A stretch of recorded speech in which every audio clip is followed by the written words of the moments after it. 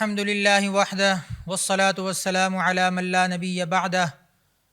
اما بعد فاعوذ باللہ من الشیطان الرجیم بسم اللہ الرحمن الرحیم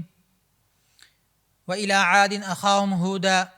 قال یا قوم اعبدوا اللہ ما لکم من الہ غیرہ ان انتم الا مفترون۔ صدق اللہ مولانا العظیم۔ محترم ناظرین کرام، السلام علیکم ورحمۃ اللہ وبرکاتہ۔ آج رمضان المبارک کا 10واں روزہ ہے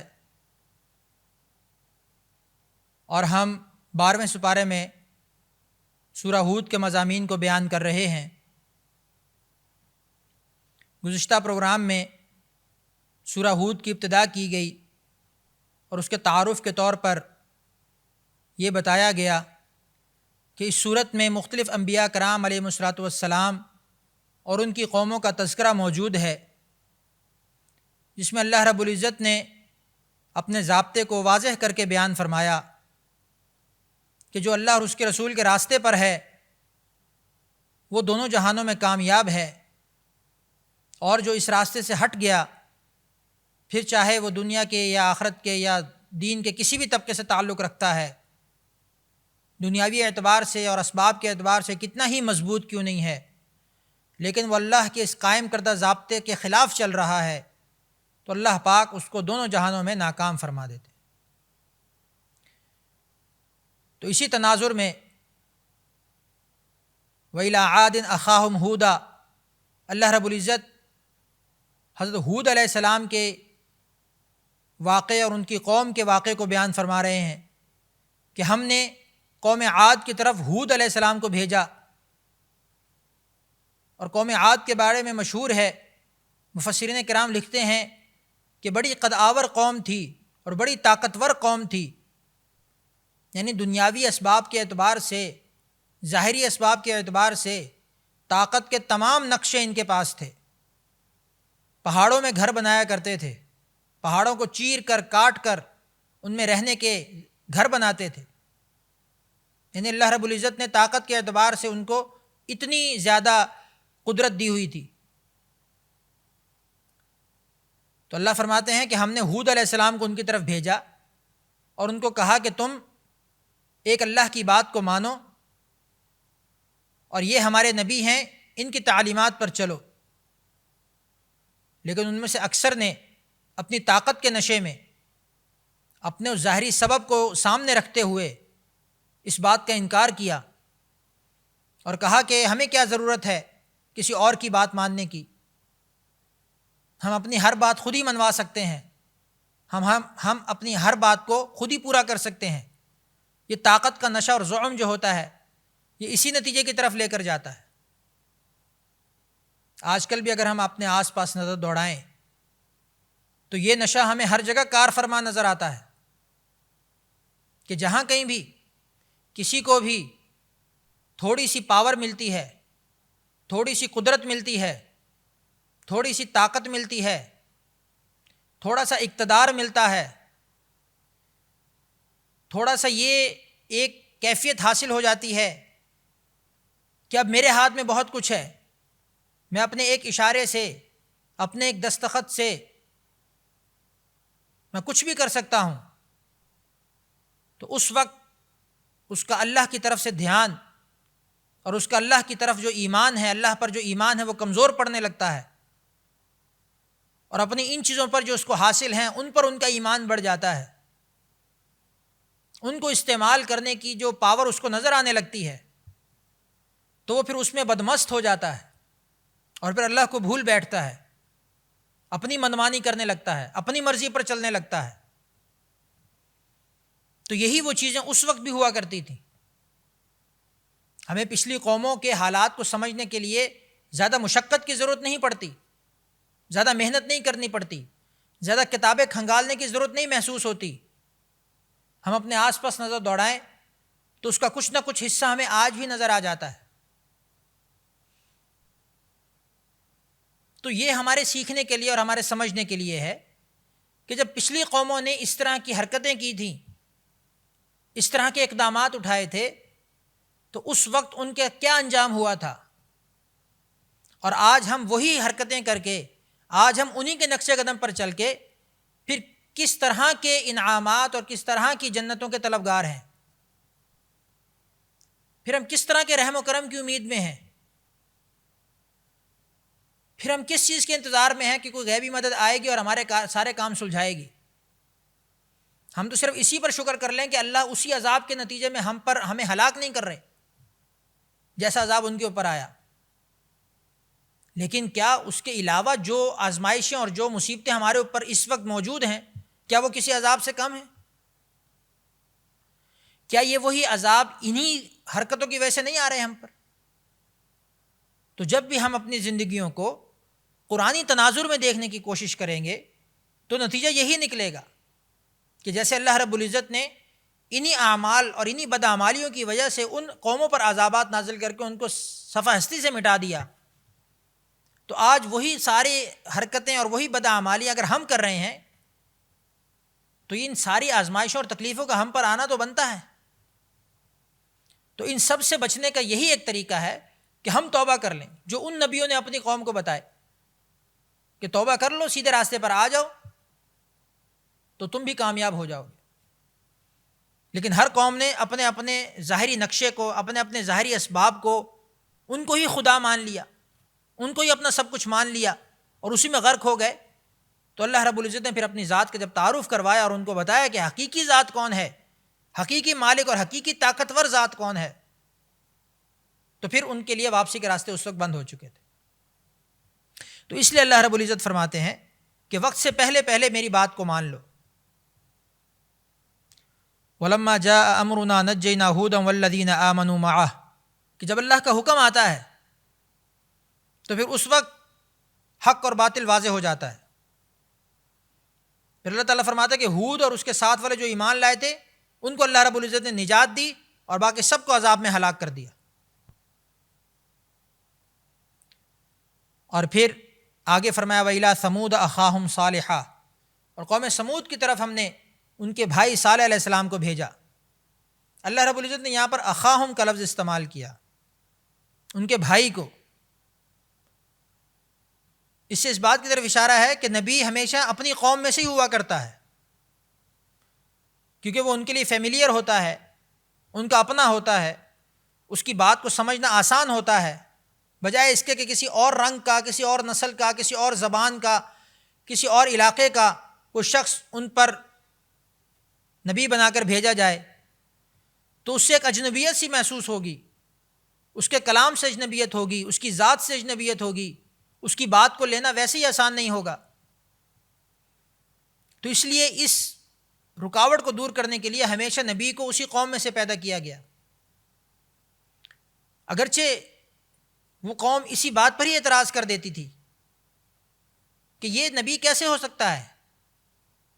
یہ تو ہم میں سے ہی ہے، یہ تو ہماری طرح کا انسان ہے، یہ تو جیسے ہم کھاتے پیتے ہیں یہ بھی یہی کھاتا پیتا ہے، ہم سوتے ہیں یہ بھی سوتا ہے، ہم کاروبار کرتے ہیں بازار میں جاتے ہیں یہ بھی جاتا ہے، تو کیا فرق ہے؟ لیکن اللہ رب العزت فرماتے ہیں کہ میں اپنے بندوں میں سے جس پر احسان کرتا ہوں اس کو یہ منصب عطا کرتا ہوں، لیکن ہوتا وہ تمہارے میں سے ہی ہے تاکہ تمہارے لیے بات کو سمجھنا لینا آسان ہو۔ تو فرمایا کہ سمود کی طرف اللہ رب العزت نے صالح علیہ السلام کو بھیجا۔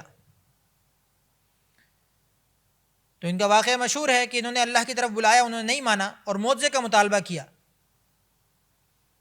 اور معجزہ کیا تھا؟ کیا مانگا کہ سامنے یہ جو پہاڑی ہے اس میں سے ایک اونٹنی نکلے اور وہ اونٹنی حاملہ ہو اور نکلتے ہی وہ بچہ جنے۔ اب معجزہ تو ایسا ہی ہوتا ہے، مطالبہ کرنے والا تو کچھ بھی کہہ سکتا ہے، چاہے ظاہری اعتبار سے، عقلی اعتبار سے، اسباب کے اعتبار سے اس کا ہونا بالکل ہی ممکن نہ ہو۔ اور جس طرح کے معجزے کے بارے میں پوچھا گیا تھا، کہا گیا تھا، یہ تو بالکل ایسا ہی تھا کہ ظاہری اعتبار سے تو ایسا ہو ہی نہیں سکتا، آج کل کی جدید ٹیکنالوجی کے دور میں بھی ممکن نہیں ہے، کجا یہ کہ اس وقت یہ ہو۔ لیکن اللہ کی ذات تو ہر زمانے میں تمام ٹیکنالوجیوں سے آگے ہے نا، تو اللہ رب العزت نے یہ بھی کر دکھایا۔ تاکہ اتمام حجت ہو جائے. کل کو وہ یہ نہ کہیں کہ ہماری تو بات ہی پوری نہیں ہوئی تھی، ہم نے تو جو پوچھا تھا وہ تو آپ نے کیا نہیں، پھر اب ہم پر کس چیز کا عذاب. تو اللہ نے اتمام حجت کے لیے یہ بھی کر دیا. وہاں سے اونٹنی بھی نکالی، اس نے بچہ بھی جنا، اور وہ بھاگتا دوڑتا رہا، نظر آتا رہا سب کو کہ ہاں بھائی واقعی حقیقت ہے یہ. کچھ لوگ پھر بھی ایمان لے آئے، لیکن اکثریت نے پھر بھی کہا کہ نہیں، یہ تو جادو ہے، یہ تو آنکھوں کا دھوکہ ہے، اور پھر اس کے پیچھے پڑ گئے. تو اللہ کے نبی نے فرمایا کہ ٹھیک ہے، تم معجزے کے بعد بھی نہیں مانتے، اللہ تعالیٰ تمہیں ہو سکتا ہے معاف کر دے، اب تم اس کے پیچھے نہ پڑو، یہ اللہ کی نشانی ہے، اللہ کی اونٹنی ہے، اب تم اس کے پیچھے نہ پڑ جاؤ. لیکن وہ بغض کے مارے ہوئے، حسد کے مارے ہوئے اب اس کی جان کے پیچھے پڑ گئے، یہاں تک کہ اس کو مار ڈالا. اب اللہ کی طرف سے جو حجت تھی وہ پوری ہو گئی. اب اللہ تعالیٰ نے ان کو اپنے عذاب میں مبتلا فرمایا، اور عذاب آیا اور سب کو صف ہستی سے مٹا دیا. فلما جاء امرنا نجینا صالحا والذین معه، کہ وہی بات کہ جب حکم آتا ہے تو اللہ تعالیٰ حق اور باطل کو واضح کر دیتا ہے، حق کو علیحدہ کر دیتا ہے اور باطل کو ملیا میٹ کر دیتا ہے. تو ایک چیخ تھی جس نے آ کے پکڑا اس قوم کو اور پھر ان کو ملیا میٹ کر دیا. آگے فرمایا وَلَقَدْ جَاءَتْ رُسُلُنَا إِبْرَاهِيمَ بِالْبُشْرَى، اور جب ہمارے رسول آئے ابراہیم علیہ السلام کے پاس بشارت لے کر، قالوا سلاما، انہوں نے سلام کہا. اور پھر آگے لوط علیہ السلام کا واقعہ ذکر فرمایا کہ لوط علیہ السلام کی قوم پر اللہ رب العزت نے نبی بھیجا اور ان کو کہا کہ تم جس برائی میں مبتلا ہو اس کو چھوڑ دو، یہ غیر فطری طریقہ ہے، یہ غیر فطری گناہ ہے. اللہ رب العزت نے جس کام کے لیے، جس مقصد کے لیے ایک ترتیب بنائی ہے، اس ترتیب سے ہٹ کر کوئی بھی ایسا کام جو غیر فطری ہو، غیر شرعی ہو، اللہ کے ہاں ممنوع ہے. تو وہ قوم اسی فعل بد میں مبتلا تھی کہ دو مرد مل کر آپس میں گناہ کیا کرتے تھے. تو اللہ رب العزت کو یہ سخت ناپسندیدہ تھی، فطرت کے بھی خلاف ہے، شریعت کے بھی خلاف ہے، فطرت انسانی بھی اس سے نفرت کرتی ہے. تو اللہ رب العزت نے اپنے نبی کے ذریعے ان کو سمجھایا کہ اس کام سے باز آ جاؤ، لیکن وہ باز نہیں آئے. تو اللہ رب العزت نے ان کو بھی اسی عذاب کے اندر مبتلا فرمایا. نبی کی بیوی بھی نبی پر ایمان نہیں لائی اور کافروں کے ساتھ ملی رہی، نافرمانوں کے ساتھ ملی رہی. تو اللہ رب العزت نے اپنے ضابطے کو بیان فرمایا اور اسی کو قائم فرمایا. اور آگے اللہ رب العزت نے وَإِلَىٰ مَدْيَنَ أَخَاهُمْ شُعَيْبًا، حضرت شعیب علیہ السلام کے واقعے کو ذکر فرمایا کہ حضرت شعیب علیہ السلام کو اللہ رب العزت نے قوم مدین کی طرف بھیجا. مدین ایک جگہ کا نام ہے، وہاں پر شعیب علیہ السلام کو بھیجا. اس قوم کی برائی یہ تھی کہ یہ ناپ تول میں کمی کیا کرتی تھی، کہ کسی سے لینا ہے تو اس وقت کمی بیشی کر کے زیادہ لے لیا، تول کم دیا، چیز زیادہ لے لی. اور کسی کو دینا ہے تو اس وقت بھی ہیرا پھیری کر کے تول زیادہ بتایا اور چیز کم دے دی، پیسہ زیادہ لے لیا. تو یہ جو کمی بیشی ہے اس کو اللہ رب العزت نے ناپسند فرمایا، ظلم سے تعبیر کیا. اور آگے جو آخری پارے کے اندر سورت آتی ہے سورہ مطففین، اس کے اندر اللہ رب العزت نے ہلاکت بتائی کہ ناپ تول میں کمی کرنے والوں کے لیے ہلاکت ہے. تو قوم شعیب علیہ السلام جو اس بیماری میں مبتلا تھی، اس کو حضرت شعیب علیہ السلام نے اس کام سے روکا کہ ایسا مت کرو. اوفوا المکیال والمیزان بالقسط، تم اپنے ناپ تول کے جو پیمانے ہیں ان کو انصاف کے ساتھ استعمال کرو، پورا پورا تولو. لیکن انہوں نے اس بات کو نہیں مانا. کہا قالوا یا شعیب اصلاتک تأمرک ان نترک ما یعبد آباؤنا او نفعل فی اموالنا ما نشاء، کہ تو حکم کرتا ہے اس چیز کا کہ ہم چھوڑ دیں اس چیز کو جس کے ہمارے آباء و اجداد پوجا کرتے تھے، اور یہ کہ ہم وہ نہ کریں کہ جو ہم اپنے مالوں کے ساتھ کرنا چاہتے ہیں وہ ہم نہ کریں۔ تو اس پر شعیب علیہ السلام نے ان کو اللہ کا حکم سنایا، اللہ کی تعلیمات کی طرف بلایا کہ اللہ پاک تم سے کیا چاہتے ہیں، لیکن اگر انہوں نے نہیں مانا تو وہی اللہ کا ضابطہ چلا کہ جو اللہ کی بات کو نہیں مانے گا اللہ پاک اس کو ناکام کریں گے۔ وَلَمَّا جَاءَ أَمْرُنَا نَجَّيْنَا شُعَيْبًا وَالَّذِينَ آمَنُوا مَعَهُ، کہ جب اللہ کا حکم آیا تو اللہ نے شعیب علیہ السلام ان کی قوم کو نجات دی اور باقی سب کو غرق کر دیا۔ اس کے بعد موسیٰ علیہ السلام کا تذکرہ ہوا، وَلَقَدْ أَرْسَلْنَا مُوسَىٰ بِآيَاتِنَا وَسُلْطَانٍ مُّبِينٍ إِلَىٰ فِرْعَوْنَ وَمَلَئِهِ فَاتَّبَعُوا أَمْرَ فِرْعَوْنَ۔ بارہا اس کا تذکرہ ہوا، موسیٰ علیہ السلام اور ان کی قوم کا، بنی اسرائیل کا، فرعون کا، جا بجا قرآن پاک میں تذکرہ ہے کہ فرعون اپنے آپ کو خدا سمجھتا تھا اور اپنے خواب کے نتیجے میں لاکھوں بچوں کو قتل کروایا کہ موسیٰ علیہ السلام پیدا نہ ہو سکیں، لیکن اللہ نے ان کو پیدا کر کے دکھایا اور اسی کے محل میں پرورش کروا کے دکھایا۔ اور پھر آگے ان کا سارا واقعہ ذکر ہے۔ اس سورت کے آخر تک اللہ رب العزت نے اپنی قدرت کو ذکر فرمایا، اور پھر آگے ایک آیت ہے فَاسْتَقِمْ كَمَا أُمِرْتَ۔ اس کے بارے میں مفسرین لکھتے ہیں کہ حضرت ابوبکر صدیق رضی اللہ تعالی عنہ نے ایک مرتبہ نبی کریم صلی اللہ علیہ وسلم سے پوچھا کہ یا رسول اللہ، ہم دیکھ رہے ہیں کہ آپ بوڑھے ہوتے جا رہے ہیں،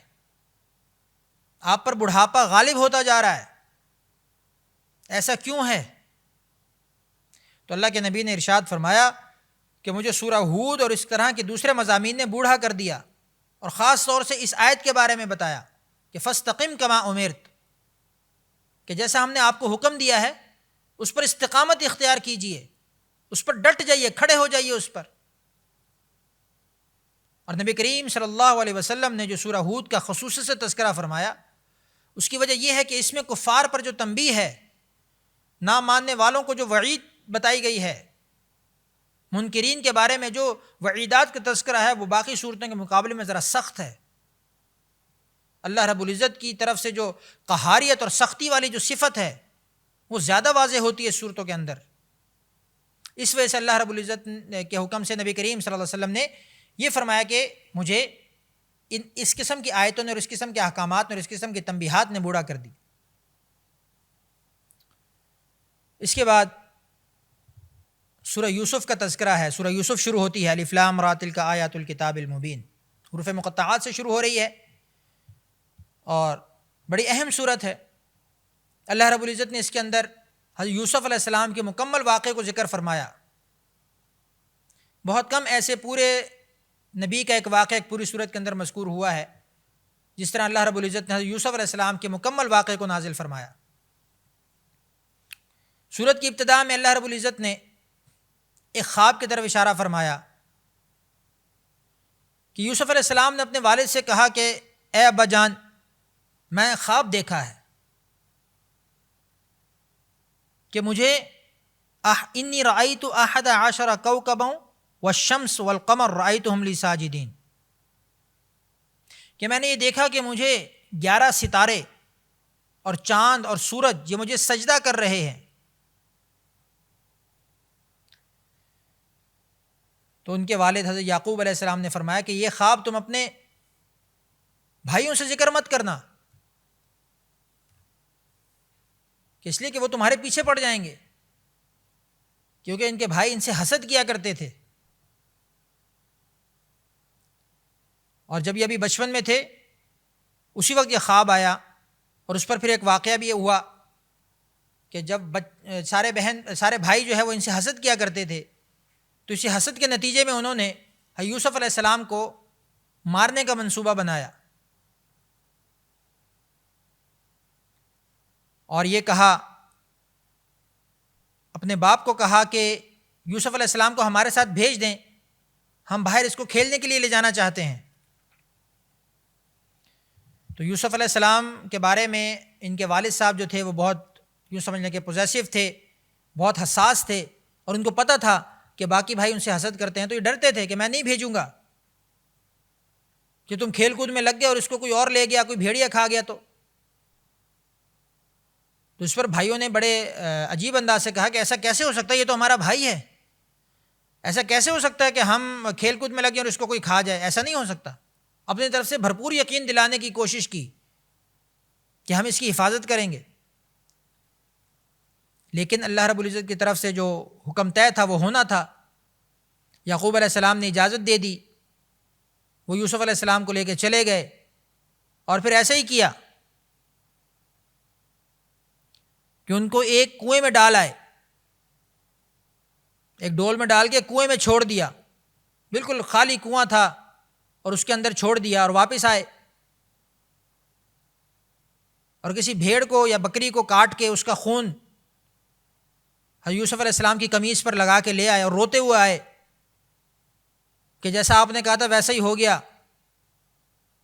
جو ڈر تھا وہی ہوا کہ یوسف علیہ السلام کو بھیڑیا کھا گیا، اور جھوٹ موٹ کے آنسو بہانے لگے، اور وہ جھوٹی موٹی خون کی قمیض جو ہے وہ آپ کے سامنے لا کے رکھ دی۔ تو اس پر یعقوب علیہ السلام بڑے آبدیدہ ہوئے، بڑے غمگین ہوئے،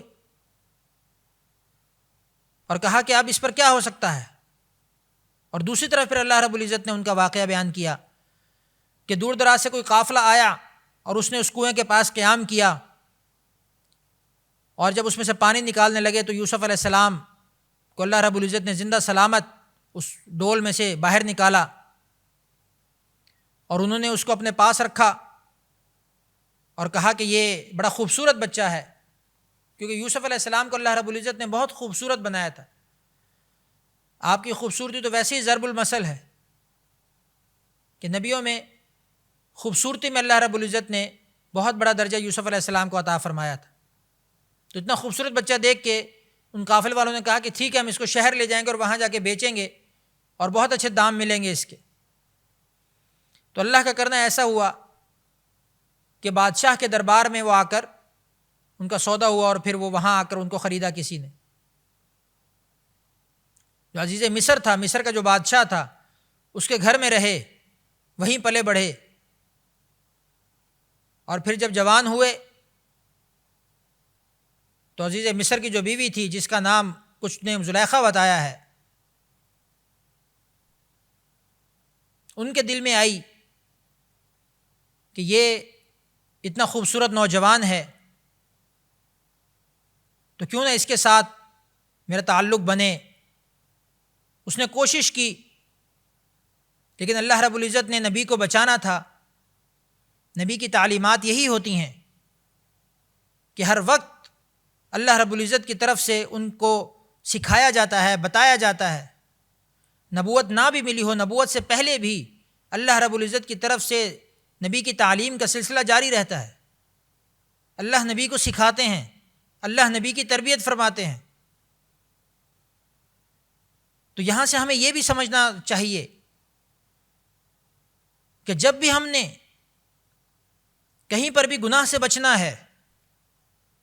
تو اس کے لیے آخری حد تک زور لگانا ہے۔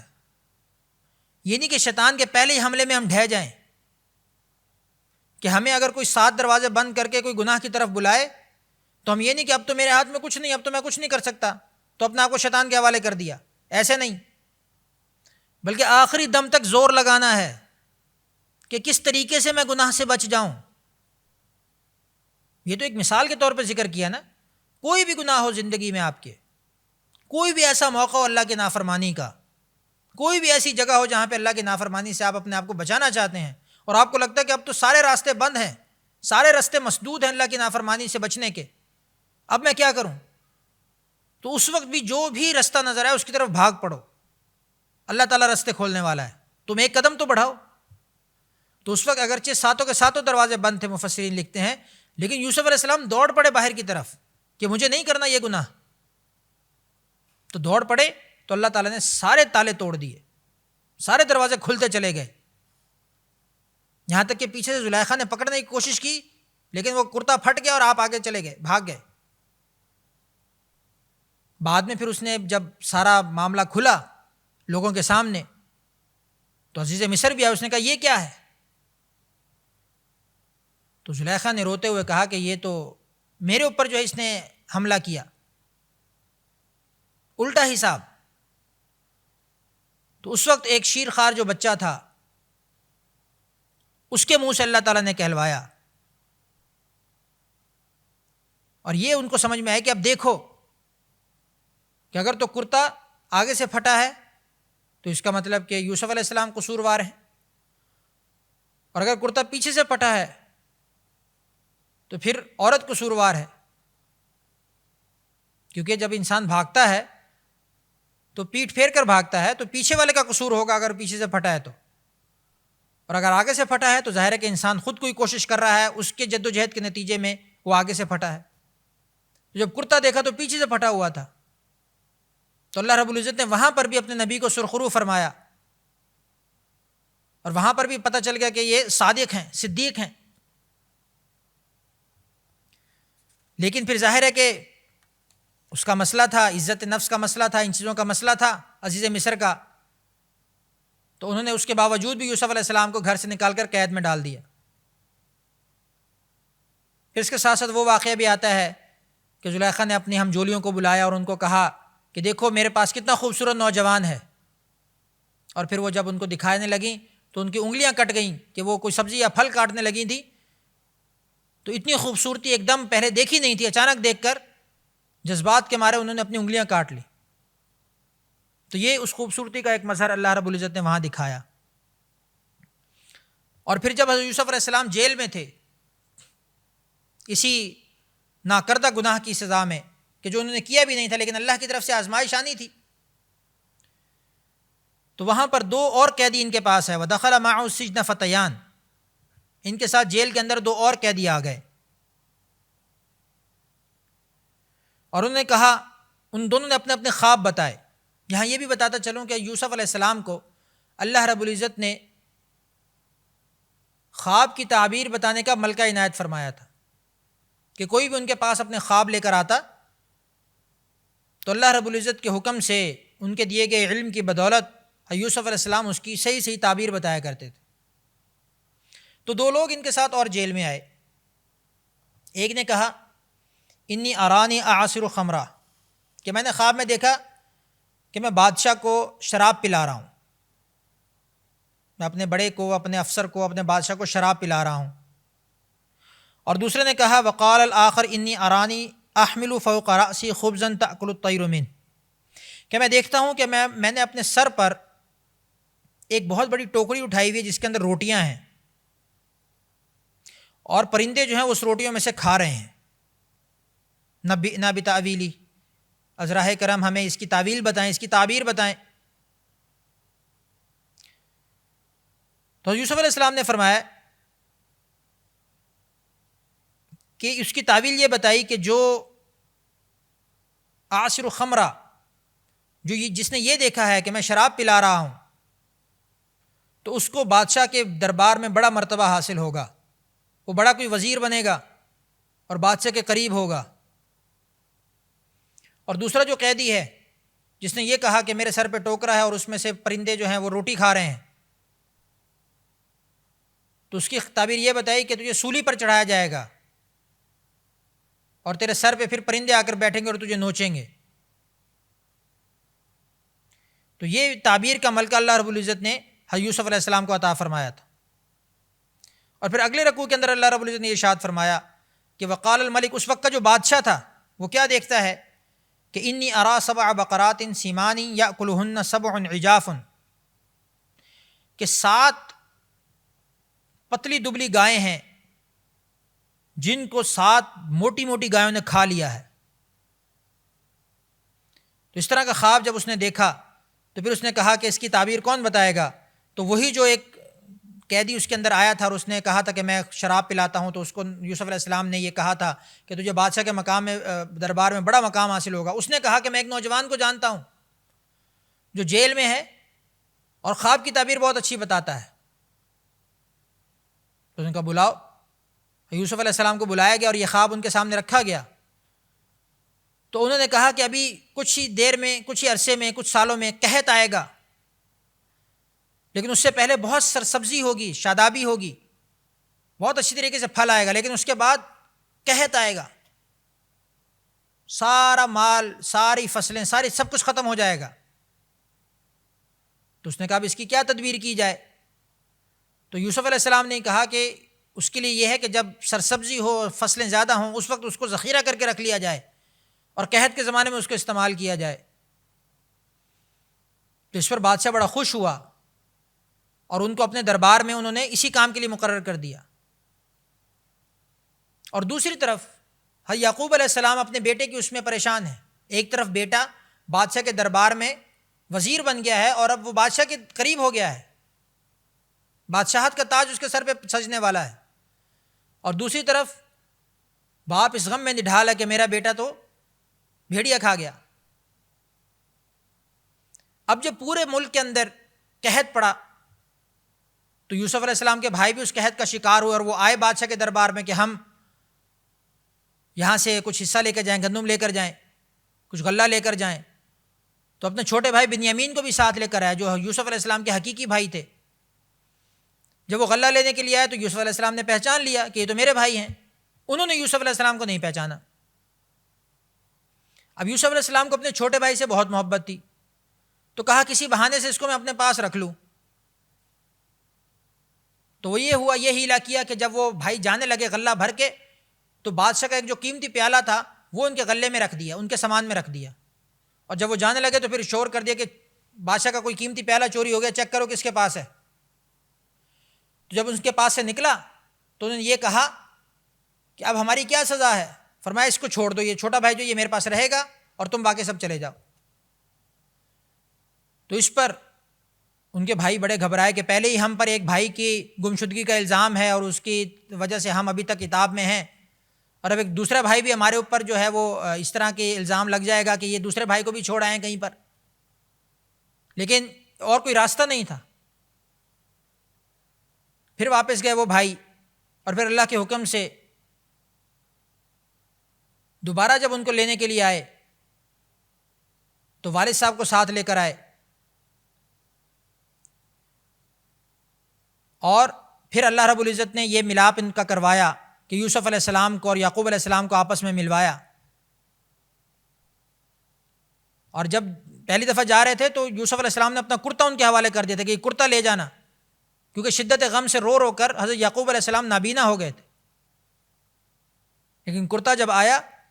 ان کی آنکھوں پر ڈالا تو اللہ کے حکم سے بینائی واپس آ گئی، اور دور سے ہی یعقوب علیہ السلام کو اس کی خوشبو محسوس ہو گئی۔ لوگ کہنے لگے کہ یہ تو اس عمر میں آ کر جو ہے ان کو ابھی سے خوشبو آ رہی ہے، یہ کیسی باتیں کر رہے ہیں، یعنی لوگوں کی سمجھ میں نہیں آ رہی تھی۔ انہوں نے کہا کہ مجھے میرے بیٹے کی خوشبو آ رہی ہے۔ تو کرتے آنے کی وجہ سے وہ اللہ رب العزت نے بینائی بھی واپس کی، اور پھر جب دونوں کا ملاپ ہوا، اکٹھے ہوئے، تو یوسف علیہ السلام نے پھر وہ تاریخی جملہ کہا کہ آج کے دن میں تمہیں معاف کرتا ہوں، اپنے تمام بھائیوں کو معاف کر دیا۔ تو جب معاف کیا تو وہ سارے کے سارے سجدے میں گر پڑے۔ تو پھر اللہ رب العزت نے یہ بتایا، اور یعقوب علیہ السلام نے یہ کہا کہ یہ وہ خواب ہے اور یہ وہ تعبیر ہے جو میں نے تمہیں کہی تھی کہ 11 بھائی اور سورج چاند ستارے تمہیں سجدہ کریں گے۔ تو یہاں اس کہانی سے بھی یہ جو اللہ رب العزت نے واقعہ ذکر کیا، قصہ ذکر کیا، اس سے بھی ہمیں یہی سبق ملتا ہے کہ اللہ رب العزت کے ہاں کامیابی کا معیار تقویٰ ہے، اللہ کا ڈر ہے، اللہ کا خوف ہے، دنیاوی چیزیں نہیں، دنیاوی مال و اسباب نہیں۔ یوسف علیہ السلام نے تقوی اختیار کیا، اللہ سے ڈرے، اللہ نے کامیابیوں کی معراج پر پہنچا دیا۔ اور جو لوگ ان کو نیچے گرانے کے در پہ تھے، جو ان سے دشمنی کر رہے تھے، اللہ رب العزت نے ان کو نیچے گرایا اور یوسف علیہ السلام کو مقام و مرتبہ عطا فرمایا۔ تو یہی وہ ضابطۂ حیات ہے، یہی وہ سٹیٹس ہے، یہی وہ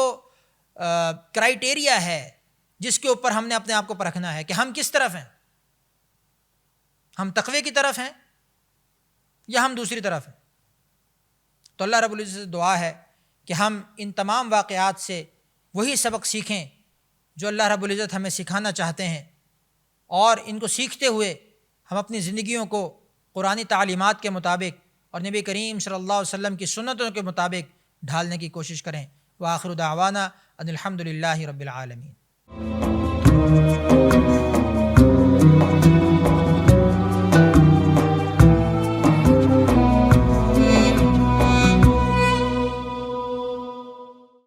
DSP Munch.